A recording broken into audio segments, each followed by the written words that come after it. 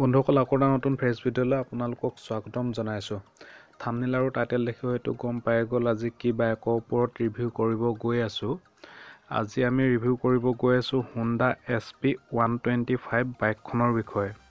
বাইকখনত on road price, down payment, EMI আৰু বাইকখনত কি কি ফিচাৰ্ছ আছে সকলোখিনি এই ভিডিঅ'টোত সামৰি লোৱা হ'ব। গতিকে ভিডিঅ'টো শেষলৈকে চাবলৈ নাপাহৰিব। বলক তেতিয়াহ'লে বন্ধুসকল আজি আমাৰ ভিডিঅ'টো ষ্টাৰ্ট কৰোঁ।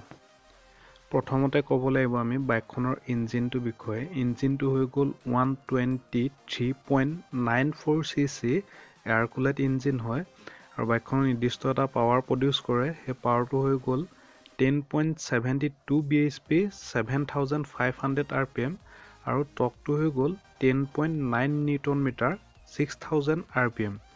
মাইলেজটোৰ বিষয়ে যদি চাওঁ, কোম্পানী ক্লেইম কৰা মতে বাইকখনৰ মাইলেজটো হৈ গ'ল পাৰ লিটাৰত 64 কিলোমিটাৰ আৰু টপ স্পীডটো যদি চাওঁ তেতিয়াহ'লে আপোনালোকৰ 100 to 110ৰ ভিতৰত কোম্পানীয়ে যায় বুলি আপোনালোকক কৈছে বন্ধুসকল।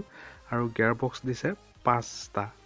ফিউল টেংক কেপাচিটি যদি চাওঁ তেতিয়াহ'লে ফিউল টেংক হৈ গ'ল 11.2 লিটাৰ আৰু ব্ৰেকিং চিষ্টেমটো যদি চাওঁ তেতিয়াহ'লে অনলি ফ্ৰণ্টত দিছে ডিস্ক ব্ৰেক, বেক চকাটোত কোনো ধৰণৰ ডিস্ক নাই, অনলি ড্ৰাম।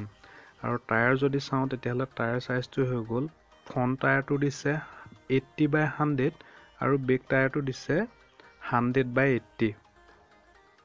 বাইকখনৰ যদি ৱেইটটো চাওঁ তেতিয়াহ'লে 116 কেজি।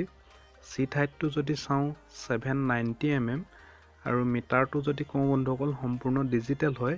ইণ্ডিকেটৰ হৈ গ'ল হেলোজেন আৰু হেডলেম্পটো হৈ গ'ল LED। বাইকখনৰ এইটো এটা হৈ গ'ল বন্ধুসকল ডিটেইলছ ৰিভিউ আৰু যথেষ্টখিনি ফিচাৰ্ছ আছে। কল এলাৰ্ট আছে, SMS এলাৰ্ট আছে আপোনাৰ ডিছপ্লেখনতে আৰু ব্লুটুথ কানেক্টিভিটি আছে, মোবাইল চাৰ্জিং ব্যৱস্থাটো আছে। এইবাৰ আহোঁ আপোনালোকৰ বাইকখনৰ অন ৰোড প্ৰাইচটোলৈ। প্ৰত্যেকখন চিটিতে অন ৰোড প্ৰাইচটো বেলেগ বেলেগ হয়। আমাৰ ইয়াত হৈছে বন্ধুসকল 1,05,502 টকা।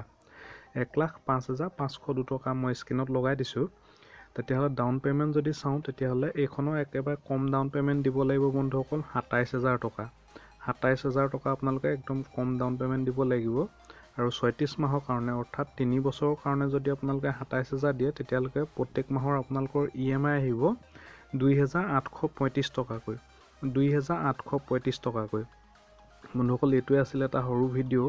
নেক্সট কি বাইকৰ ওপৰত ভিডিঅ' লাগে তলত কমেণ্ট কৰি জনাবলৈ নাপাহৰিব।